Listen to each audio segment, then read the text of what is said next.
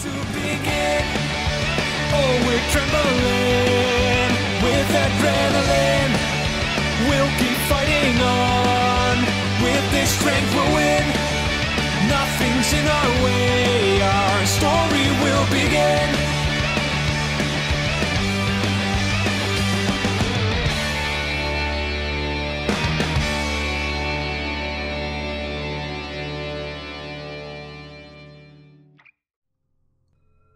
When the loud noise had died down, the spirit bomb was gone, and Goku lay face down in the dirt at the end of the half-mile furrow of Earth.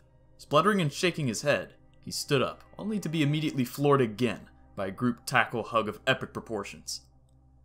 Of the rejoicing that followed, not much needs to be said. Such pure relief is difficult to put into words, and hopefully you can imagine the joy that was shared by all when they knew that the terrible evil they had faced was finally gone from the world. It is probably important to mention that only 2 of Porunga's wishes have been used, and the 3rd restored Korin Tower and the Guardians Lookout to their proper places. The hyperbolic time chamber was difficult, however.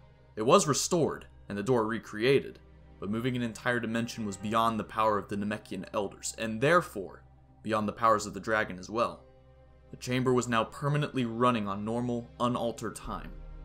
And there followed many meetings. Friends and family reunited, separated only a day for some, a lonely year for others. The reunion was not entirely a happy one either.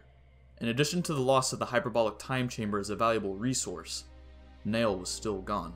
Even the Dragon Balls could not bring him back separate from Piccolo, and there was much mourning for the fallen warrior. There was a sullen Raditz who had to deliver the news to Nail's Namekian kin. Kaioshin was also prone to bouts of depression in the days that followed, wondering, since Kaioshin was the dominant fusee, if Kibito was gone, or simply part of him, and whether it might have been better had he not come to be at all. 18 too had to work at keeping up a smile, but she chose to endure in silence, for the sake of the happiness she saw every day on the faces of her husband and daughter. Involving them in her inner melancholy regarding her humanity, or lack thereof, seemed pointless. Best to act as if nothing had changed. Royal Intelligence HQ, 28 hours after the defeat of Majin Buu. The office door slammed open, and a seething General Ripper swept in, stomping up to the desk of Intelligence Chief Reynolds and slamming both hands on her desk, the impact spilling several precariously balanced energy drinks. "Can I help you?" she monotoned. "As a matter of fact," he growled, "you can tell me what one of your goon squads was doing at the World Martial Arts Tournament, trying to intimidate a walking weapon of mass destruction with semi-automatics." "We learn from our mistakes, General," she replied evenly. "We thought, on balance, if we took him by surprise, he would be unable to employ superhuman abilities. We were wrong. Next time we will know." "There will be no next time! This is not an enemy here!" "Oh, He slumped into a nearby chair. "Did you even read the file on this guy? Age, what, 12? Whatever. Almost single-handedly takes down the most powerful terrorist organization on the planet. Just strolls into the Red Ribbon Army base, headbutts a few missiles and tears the place apart. Not long after, kills the Demon King Piccolo. The one who took over the world a while back, if you remember. Alright, I get it. Almost a decade later, plays a pivotal role in fending off an alien invasion before the authorities are even on the scene. A few years back, he kills Cell. And now this Majin Buu thing." He sighed, rubbing his temples. "And your grand plan for taking down this man was 4 guys with guns." She was sitting back in her chair, arms folded, waiting for his rant to end. "I acknowledged it was a mistake, General. Are you finished?" He stood up, turning to go. "I'm not going to debate the morality with you. You're a spy. It's your job to be paranoid. But," he glowered back at her from the doorway, "if you ever approve an operation as monumentally stupid as that again, I will personally fire you." "You don't have the authority from a howitzer!" The door slammed. Reynolds sighed. "In future, then, investigate technological countermeasures. At least until superhuman fighting techniques are publicly available. Then incorporate into standard field agent training course. Alternatively, just don't bother because these people seem perfectly happy to save the world time and again without even a word to us." To make a long story almost as long, things went back to normal, more or less. They had gained much and lost much, but the world carried on turning and their normal lives took precedent. Amidst all the panic following Majin Buu's attack, the world news frenzy, 1 or 2 religious cults forming, and a sudden boom in the counseling business, it took a little while for the world to notice that groundbreaking science had finally been published, appended with 2 notes at the beginning. 1. Sorry this took so long, everyone. A lot of the raw material was written when I was just a kid, and it needed rewriting. I'm still probably not a professional standard writer, but I'm one of the only people who knows this stuff, so I guess you're stuck with me for the moment. And 2. Seeing as it's only just happened at the time of writing, no mention of Majin Buu's attack in this book. I mean, I could have added a section about it, but then this would have taken even longer to write. P.S. Hi, newspaper publishers. Yeah, I'm talking to you. Stop sending journalists to bug me about Buu and the story around that, especially when I'm at school. I'll get all my thoughts in order and write you a letter or something, but right now, I don't really want to talk about it, okay? It was an instant bestseller, naturally, but Gohan, in his own words, didn't have any idea what I'd do with that much money. Thus, he declined any royalties, which was a popular decision, as it allowed the book to be sold at an overall lower price, spreading the life-changing knowledge to as many people as possible. Chi-Chi insisted that he accept in advance, though. Because how do you think we're supposed to pay for your degree course, young man? A distant planet. Darble stood by the launch pad in the early morning, shivering in the bitter cold and watching the Saiyan attack pod blast off and disappear into the sky. We'll all miss him, for his faults. But I suppose it's safer for everyone this way. Even he couldn't protect us on his own. His wife Guri, a small, pale, round-headed alien, came running up to him from their house, holding a glowing PDA. I've calculated it. He should reach Earth in about 3 months. Thanks, Tarble said. They'll notice him soon, and follow him. She saw the worry on his face. Hey, don't worry. If these other Saiyans are as strong as you say they are... Yeah, I suppose so. I hope so. 3 months later. Mom! Break yelled, clutching at her head. Where did all that money come from? Wait, stupid question. Where did you steal that from? Huh? Launch looked up from her video game with a vacant expression. Slowly, her head turned to see the large heap of bags of money that occupied one corner of the living room. They'd finally set up their own capsule house near Orange Star City, not far from Mount Paozu and Goku and Chi-Chi's home. Huh. Yeah, that. Sorry, old habits die hard. I don't really remember where it was this time. You don't... She spluttered. Is this why you were home late yesterday? Oh, yeah. Launch grinned over her shoulder, continuing to mash buttons furiously, vaporizing waves of digital spaceships. I took a nap when I thought I'd found a good hiding place, but I woke up in jail, so I guess not. Still, it was just some metal bars and rock walls and stuff, so it wasn't that big of a deal. Raditz, having overheard the conversation, strolled in munching on some kind of large portion of smoldering meat on the bone. Another one already? How much you get this time? Only a few thousand, Launch said, shrugging. Don't want to put anybody out of business. Break glowered at her father's nonchalance to the theft. Then a thought hit her. This time? Are you still thieving full-time? You didn't know? Launch asked, raising an eyebrow. You need to pay attention, kid. Where'd you think our money came from after you guys moved out from Tien's place? Raditz laughed. Break slapped a hand into her forehead. They're crazy. They're both crazy. How am I related to these people? Now come on, Raditz said, leaning down towards his daughter. Let's have a sparring match. Let's see who's the strongest Super Saiyan 3, huh? Hey, what, am I not here? Launch snapped, swiveling back around and cursing as her lack of concentration on the game lost her alive. Raditz gave an innocent grin. Well, you know I can't fight a human in Super Saiyan. Wouldn't be fair. Then fight me in your normal form. It'd still be a workout. Oh, come on, he complained. I haven't gone all out for ages. It's been months since Buu. Who's the adult here? Break wondered. On the other hand... Hey, Dad. She raised a fist towards him. You're both crazy, but I'm a Saiyan too. Can't say I don't want to really hit something once in a while. Let's go! That's my girl, he beamed. Your girl? Launch shot. Right. Raditz straightened up, standing military style and speaking as if reading from a rehearsed script. That's your mother's girl, who I've recently decided to finally care about and will endeavor to be a much better father to in the future, in particular not up and leaving for several years. Launch gave a satisfied nod, and Raditz's stance slumped, a relieved sigh escaping his mouth. Anyway, Break said slowly, deciding not to even pay attention to this. Can we fight now? Hell yes. With that, they vanished, a distant chain of crashes and explosions signaling their progress up and away from the house. Launch, within a minute or two, was so deeply in the zone that when the phone rang, she nearly jumped out of her skin, snapped the controller in two, spun and blasted the phone to pieces, then spent the next 10 seconds rummaging around the house at super speed, searching for the second phone connected to that number, grumbling to herself. Finally, she found it. Hello? Hey, Launch. Bulma here. Oh, hi. Just thought you might like to know, Capsule Corp's sensors are picking up some incoming object. Small, but there's a life sign on it. Going to land pretty near your city in about half an hour. Alright. Launch began to head for the door. Right, I'll grab my folks. And Goku's, I guess, and we'll head on over and check it out. Thanks for the heads up. See ya. She frowned. Don't feel any ki yet, so it's a good ways away yet. Which means, if it's only half an hour off, it must be going pretty fast. Anyway. Just outside Orange Star City. Gohan and Videl reached the shade of a tall tree, and Videl stopped by it. Gohan turned. You tired? She smiled. No, it's just... She broke off, biting her lip. What? He asked. Hey, you barely said anything since we met up today. Is something wrong? What's up? Well, not wrong. She grew more nervous, tapping her feet together. It's... Come on, what's the matter? He laughed, running a hand through his hair and leaning back against the tree. If it's supposed to be a secret, I can keep it. Don't worry.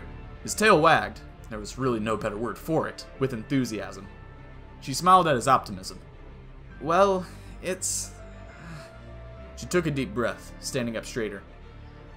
Gohan, She was cut off by a rush of howling air and the sight of an incoming Saiyan attack pod, making straight for them. Frowning, she turned and swung a leg up to intercept, punting the ship away.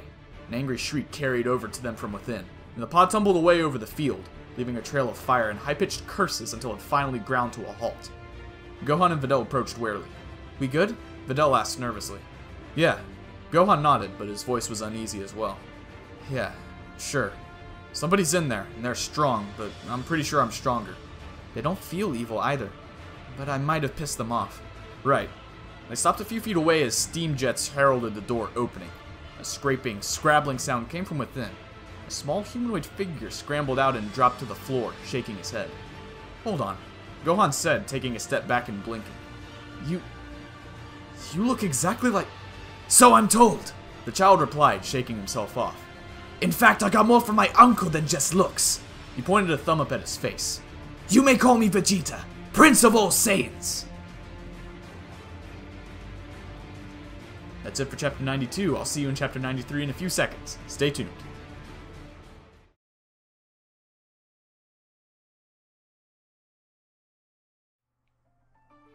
Sacred World of the Kais.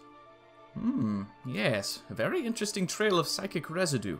Old Kai was muttering to himself, stroking his chin. What are you talking about? Kobito Shin asked, approaching him from behind. Well, it's just... I noticed a rather interesting chain of events, only I saw it in reverse. He looked over at his successor. I noticed some strange thoughts lurking around in that Goku's head. They dissipated pretty quickly, but I saw they were a psychic projection, likely unintentional from his son, left over from when they were fused. He paused, and it looked like he was about to fall asleep. You said it was a trail? The younger Shinjen prompted. Right, yes. Old Kai nodded. So a quick scan of the son's mind reveals the trace signature of another mind, a friend of theirs. The imprints first hand on her, and it has a trans-temporal edge to it. What do you mean? Whatever sparked the whole thing was sent through the time stream at some point. Not for any particular reason, I imagine. This sort of thing is usually accidental. Honestly, I don't have the energy to pursue it any further, and the whole thing seems to have resolved itself anyway. They're fine. With that, he shuffled off to the shade of a tree. Huh. Kobito Shin gazed up at the sky. Earth is one strange place. Near the outskirts of Orange Star City. Vegeta? Gohan blinked. Oh, are you Tarbell's kid? The Saiyan child nodded. Hey, that's cool. You're, Videl inquired. Not hurt, are you? Sorry about kicking your pod like that. I'm fine. Vegeta? Vegeta Jr? Gohan wondered. Insisted, shaking dust off his body. You! He squinted up at them, then pointed at Gohan. You're a Saiyan. Which one are you? Gohan was somewhat startled by his abrupt manner. My name's Gohan. He held out his hand. Nice to meet you. The first half-breed, then. Vegeta nodded. Hey, so you're a half-Saiyan too? Videl asked. Your mother's species must look pretty similar to humans and Saiyans. Vegeta shook his head. Don't ask me how it works. Saiyan genetics are strange. I end up looking completely Saiyan. My sister, who's only just been born, looks just like our mother's race. Gohan laughed slightly. Yeah, I got kind of a mix, but humans and Saiyans look pretty much the same anyway. Enough of this chatter. Take me to Son Goku. Why? Videl asked sharply, displeased with his impatience. Because not far behind me are two vicious alien soldiers, hell-bent on my destruction. and they won't care about destroying your world and everyone on it to get to me. He glared up at her, though only about half her height. Now take me to this Goku person. No need. Vidal pointed up to a group of rapidly approaching specks in the sky. Looks like he's on his way. True enough, within 2 minutes the incoming group had landed. Launch had fetched Raditz and Break, and with them they brought Goku with Chi-Chi and Goten. Oh, wonderful, Vegeta grumbled. The whole merry band. He hid his pleasant surprise at the amount of surviving Saiyans. Introductions took a few minutes, but the talk eventually turned back to the briefly mentioned alien soldiers. What's up with them then? Goku asked. And what's it got to do with me? Alright then. Vegeta Jr., as many of them were now thinking of him, nodded. Their names are Abo and Kado. They're brothers, and 2 former soldiers of Frieza. But they've been growing in strength since his fall, and are now even more powerful than he was. He scratched his head. My power is unprecedented for my planet, and we live in the same region as those 2. They began to feel threatened by me. Eventually things came to a head. I fought them, lost, and escaped home. But they weren't far behind, so my father told me to go to Earth. He looked around at them. Now that I'm here, I'm wondering if it was worth it. But now you know. Sounds cool. Goku was grinning stupidly. Oh man, I've wanted a real fight for a while. I don't think you're taking this seriously, Vegeta said flatly, sighing. I've been told you're Super Saiyans, some of you. Fine, but I've risen beyond that level to defeat these 2, and I still failed. Beyond, huh? Goku smiled. What you mean by that? The self-proclaimed prince shrugged. I was frustrated by how little time I was able to train while transformed. I ended up enduring it longer and longer, until it got to the point where being a Super Saiyan was as easy as my normal state. I don't have time to explain it. Goku was about to open his mouth to inform the younger Saiyan that he knew exactly what he was talking about, but was interrupted by twin explosions almost at the horizon, heralding the arrival of another pair of Saiyan-style attack pods. Damn! Vegeta's Heir's face contorted with tension. They're here already? Sure enough, 2 power levels of currently a little above Frieza's level began to move towards them from the new crash site. They didn't have to wait long. A pair of beings wearing the Cold Dynasty style of armor soon appeared in the sky, landing in a swirl of dust opposite them. There you are, kid, said one, a portly, round-faced blue creature. You've caused us a lot of trouble. The other, red-colored but otherwise similar to the first, growled. Each wore a scouter over one ear, and a short horn jutted out of the center of the top of each bald head. Ugh! Vegeta stood up straighter, raising his power to the surface. Damn it all! I never thought they'd be this close behind me! Stay back, unless you want to get killed! He ordered the others, keeping his eyes on Abo and Kado as they advanced towards him. Don't worry about it, Goku laughed. Hey Goten, why don't you go help him? There's 2 of them after all, and you should be able to handle one. Hey, Raditz rounded on his brother. What about Break, huh? Goku raised his hands to ward off an imaginary blow, grinning nervously. Well, you know, it'd be a bit unfair on those 2 if she fought. Goten should have a good fight in base form if they're only around Frieza's level, right? Raditz folded his arms and turned away, silently conceding the point. Ha! Abo, or was it Kado, laughed heartedly. You send your children to the slaughter! How cowardly. Chi-Chi's mouth twitched upwards into a smile. Believe what you want. Our Goten's going to turn you inside out. What the hell are you doing? Vegeta Jr. snapped at Goten. Are you insane? They'll kill you as soon as look at— Enough of this! Kado, or possibly Abo, yelled, he and his brother charging simultaneously. Vegeta jumped out of the way, avoiding a punch that shattered the ground beneath him. Goten, meanwhile, swayed right to dodge the attack headed for him by the least possible amount, throwing a return blow at even higher speed. Whichever one of the alien duo it was that was attacking him, he was smashed to the ground. Vegeta, meanwhile, put on a surge of speed, appearing above his attacker and hammering him to the ground two-handed, landing him next to his brother. Huh. Goten rubbed his nose. They don't seem all that strong. What made you so scared of them? I suppose they underestimated us, Vegeta muttered. They're not using their full power yet. They're still just playing around. Abo and Kado were standing up, dusting themselves down. You've made an interesting friend, Vegeta, the blue alien said, clicking his neck. Oh yeah. Goten turned to his ally. Is the red one Abo or Kado, by the way? The hell should I know? Vegeta replied sulkily. Mind your language around my little boy, young man! Chi-Chi shouted. Ignore us at your peril, the alien brothers said in unison. As one, they stood stock still, their power beginning to fluctuate oddly. Their outline shimmered, and then they split, from 2 into 4, and then 6 tubby invaders. Ah! Gohan peered at them, surprised. Is that a kind of multiform? Not as we know it, Raditz answered. Their power hasn't split, each one's as strong as the original. I'd say it's more likely to be some racial-specific trait, like our transformations. Right. The fight had begun again, and this time the Saiyans' attackers weren't to be brushed off quite so easily. Both kids were quickly driven back, taking significantly more hits than they were giving out. A determined drive by their 6 assailants finally sent Goten flying back into a nearby tree. Vegeta shook his head. See? And they're still playing around! This isn't close to their full power! Snarling, he threw his arms out, transforming into a Super Saiyan. Fine! If they won't get serious, then I will! Ha! One of the 6 aliens, now hovering in a circle around him, cackled. You think that'll let you take all 6 of us? How about if I handle 3 of them for you? Came Goten's voice. The steady shush shush shush of a Super Saiyan aura echoed from him as well as he approached. So father was right, but... Vegeta went pale, eyes wide. This can't be! His power! It's higher than mine? You're incredible! You think? Goten grinned happily. Let you see my full power! Full? Vegeta gawked. The ground cracked beneath Goten's feet, his hair standing up on end, his ki at least doubling. What? Abo and Kado stared at him as his power continued to grow. One of them looked at his scouter in disbelief. Power! Class 4! It's still rising! 3! 2! No! Another shouted angrily. It's not true! Not even this kid Vegeta's that strong! Class 1! The first shrieked. And it's still... With a shriek of tortured circuitry, 6 scouters exploded in unison. Goten smiled savagely. Alright, now try me. I see. Vegeta was still lost in thought, caught between admiration and envy. I shouldn't have gone by appearances.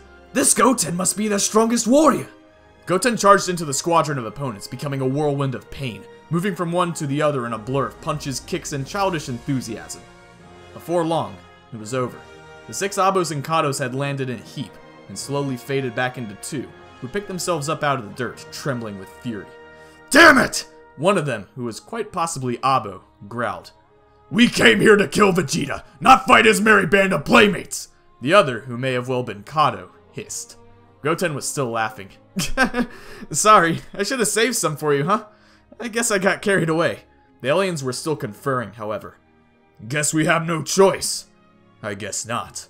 Huh? Goten scratched his head, watching the duo shuffle closer together. What are they— Goten! Vegeta yelled, suddenly tense again. Attack now! They're going to— Merge! The 2 voices cried out in sync. It was too late. A column of blue and red light shot up into the sky, twisting its way high into the atmosphere, the base completely obscuring Abo and Kado. The red and blue rapidly swirled together, mixing into a bright purple, and shortly after the pillar collapsed in on itself, billowing away as dense clouds of colorful smoke. The fused being that stood before them was not quite what they expected. Whereas Abo and Kado had been diminutive, only just taller than the children they were fighting, this new creature towered above them all, and it was almost as wide as it was tall. Its deep purple skin was dotted with lumpy, almost spiky protrusions, and its bulging reptilian jowls combined with this to give it a truly repulsive appearance. It still wore the Saiyan style armor, and the longer head spike was eerily reminiscent of Majin Buu's antenna. Alright, Goten said quietly, gulping. This is different. Their power went up a lot, Videl noted. Yeah, Goku nodded. It's more than just the original's powers added together. The whole is greater than the sum of the parts. Just like when we fused, Dad, Gohan noted. Yeah. Hey, Raditz.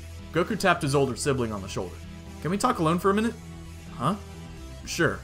With that, they took off, heading half a mile or so out into the wilderness, out of earshot of the others. Launch frowned. Wonder what that's about. Probably just comparing fighting techniques or something, Chi-Chi said, shrugging. They haven't seen each other since Majin Buu, you know.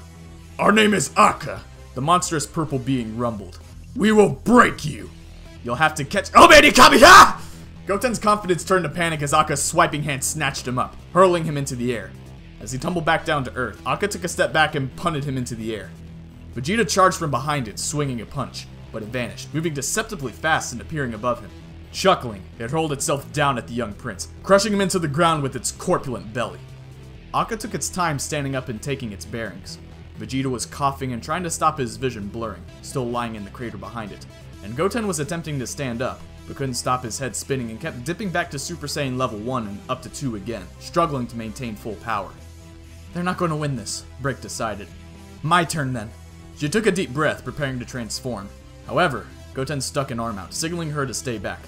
Don't worry, I got it! With a determined growl, he forced himself back up to Super Saiyan 2. I'm not done yet! He formed an energy blade around his outstretched arm. Akka, get over here! As you wish. Akka ran, or more accurately, waddled at supersonic speeds, towards Goten. Goten leapt, swinging his blade, but Akka's body jerked to the side and the attack merely sliced off his shoulder guard. Akka swung its head, knocking Goten away again. Is that all? Vegeta, looking on, was shaking again. Damn! It's just what I was afraid of! Nobody can stop these two at full power! How to finish you off? Akka wondered, tapping its head. It clicked its fingers. I know. My ultimate technique. The Wahaha Noha! It leaned down towards Goten. It has 3 forms. Let's see how many you and Vegeta can survive, huh? Their power increased by quite a bit, Goku noted. They might be too much for Goten and Vegeta. Breaking Gohan can handle them, Raditz assured him. Right. So, what did you want to talk about? Well, we haven't seen each other since Buu, so I kinda forgot, but Raditz grew serious. The Dragon Fist, Goku. Somehow, we both learned the same technique. More like, discovered. We had the same dream, I think. A field, Goku recalled. Strange grass and trees, kind of like Namek, but flat land, not the small islands and lakes I remember. Dark skies, Raditz continued, nodding. No clouds, only a very few stars. Namek didn't have night at all. Then, the Golden Dragon. Other than the color, he looked almost exactly like Shenron. He spoke for a long time, but I don't remember what he said. I just remember feeling wiser afterwards, like I'd learned something important. And after I had this dream a few nights running, I just woke up knowing the move, Goku concurred. Though in my case, I didn't have enough power to trigger it until I got the boost from the old Kaioshin. Hey, come to think of it, the last dream was different, wasn't it? It was? Yeah, I remembered something the dragon said for once, Goku said. Not me. What did it say? Let's see. Goku rubbed his chin. It was... the shadow falls, the first rises, the eternal behind. He laughed. No idea what it means.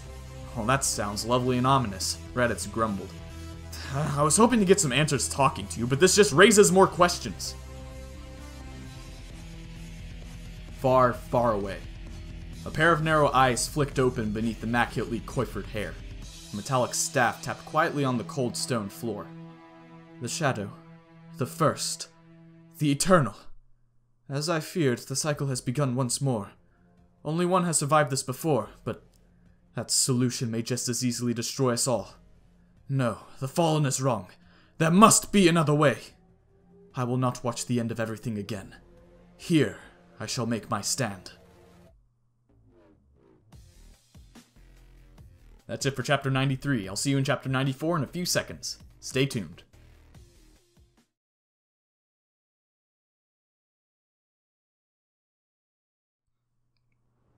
Sacred Kai Planet, once again. Kibito shouldn't have been about to leave old Kai alone, but then a passing thought had struck him. Hey, ancestor. What is it this time? Old Kai asked grumpily. Well, it's just... you must know a lot of the universe's secrets. You've got your omniscient vision. Well, of course. The scrawny Shingen's chest puffed out with pride. I doubt you could find anyone in the whole universe with more knowledge at their fingertips than me. Right. In that case, there's something that's been bothering me. The Kaioshin flushed slightly. It sounded so trivial. I was wandering Otherworld a few centuries back, near the Shingen training grounds where I met Kibito, and I found a cave. I almost walked right past it, but a ray of sunlight struck it at the right angle, and I saw that there was writing carved into the wall. I created a light and examined it. It was in our own holy runic script. To be expected if it was on one of our worlds, Old Kai reasoned. Go on, what did it say? He could have checked himself with his omniscient vision, assuming the cave was still intact, but he felt it was better to be courteous. I don't remember exactly, Kaioshin mumbled. It didn't seem that important until much later, and by then I was busy hunting Bibidi, and then I forgot entirely until recently. He racked his brain. It was a mad-looking scribble.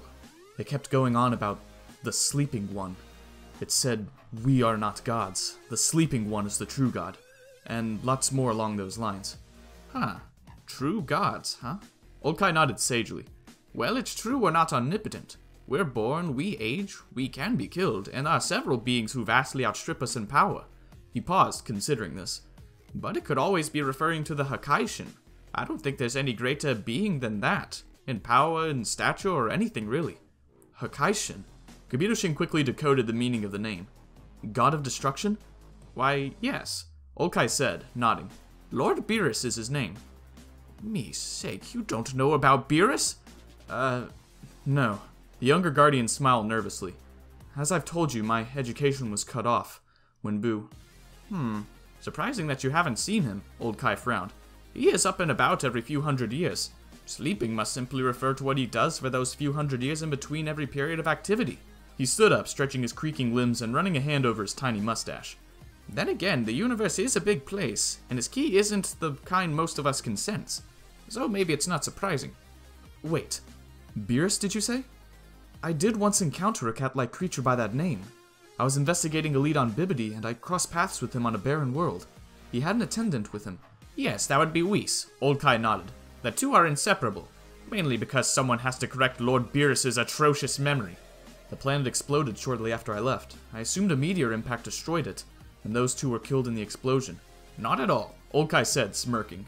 Beerus was simply doing his job, destroying planets.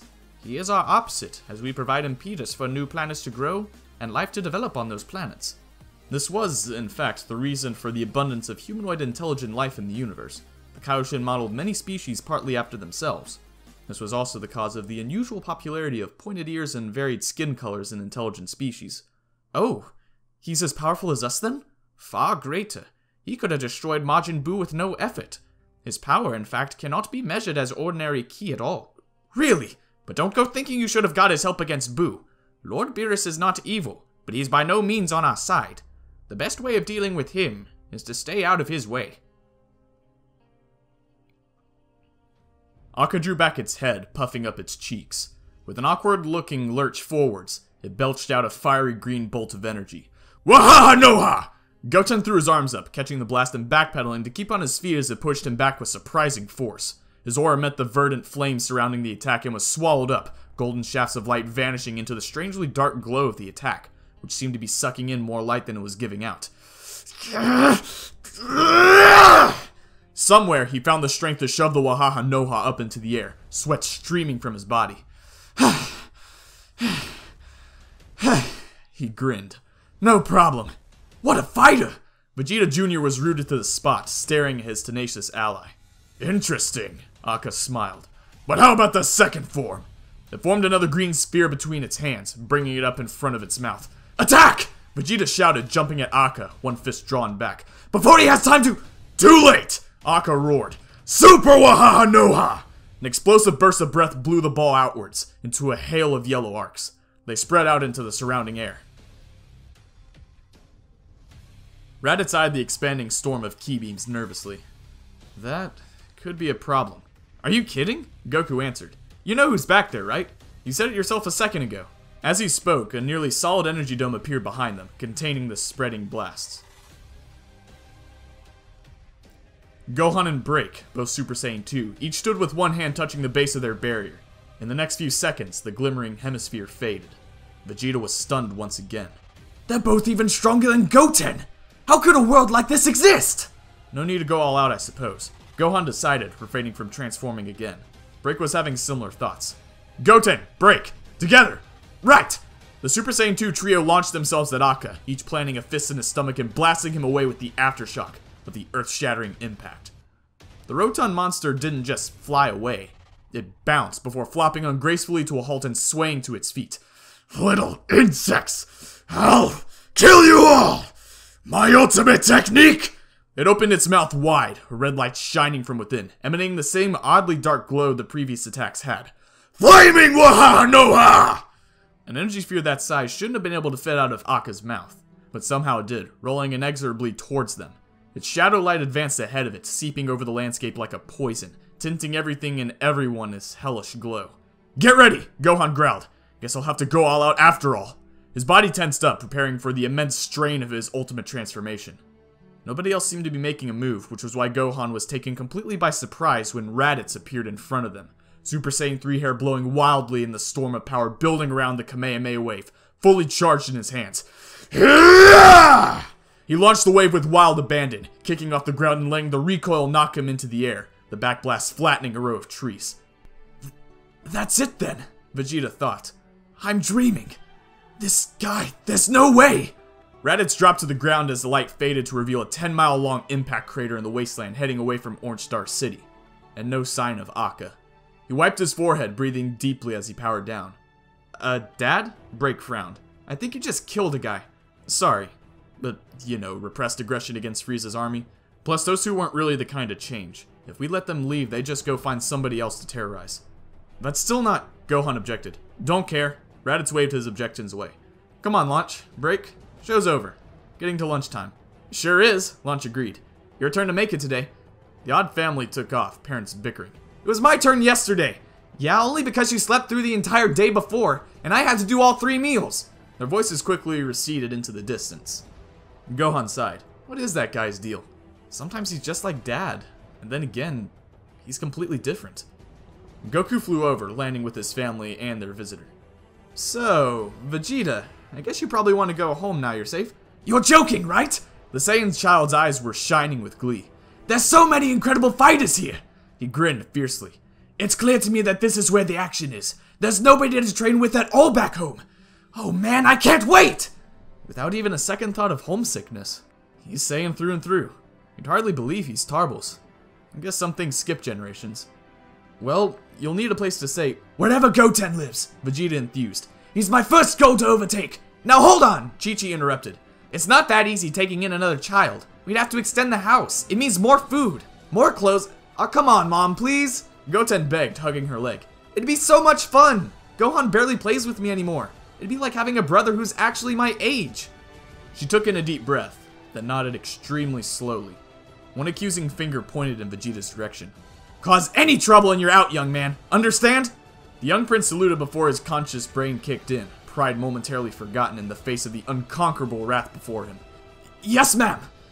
What have I signed up for? He wondered, sweating profusely. Across the boundaries that divide one universe from another. A shuffling, bent figure, cloaked and hooded in extravagant purple and gold, made its way down the twisting passage, supported by a gnarled wooden walking stick. Warping, twisting runes lined the walls, seething as if to escape their two-dimensional prison, warping the architecture into shapes unheard of by mortal geometry. After a few minutes of the slow progress, it reached its destination. A mottled beak clacked together from beneath the hood, and from it came a voice withered and wearied by time beyond counting, and knowledge beyond imagining. One does not simply walk through the sixth universe unnoticed, it said slowly, beady eyes gazing up at the caged monstrosity before it. Identify yourself, creature. The imprisoned being stopped pacing, fixing the robed questioner with a pointed stare, replied in tones of crushed gravel and breaking rock. Prometheus Shenron. Thank you for listening to chapters 92, 93, and 94. It's relatively short compared to other chapters, but we do get a lot happening. We have the introduction of Tarbles' son, Vegeta Jr., who will also be who will be living with Goku and his family. We had the introduction of Abo and Kado, the Avocado brothers as I like to call them, and their relatively short demise. And also some foreshadowing as to future events that'll be occurring in this story. Who is the Eternal? How will Beerus play a role in the future story? And also, for the future, the story does have Beerus' name spelled as Bills. That was the original translation before we got the official translation, which is Beerus. So just to keep things... how do I put it? Just to keep things a little easier for me to go through the story, I'll be saying Beerus instead of Bills. It's a lot easier for me and... well, it's easier for me, that's all. Anyway, that's enough of rambling for now. Don't forget to like, favorite, comment, and subscribe. Tell your friends. Follow me on Twitter to keep up to date with the show. And as always, I'll see you in the next video. Stay safe. Ginger Powers, signing off.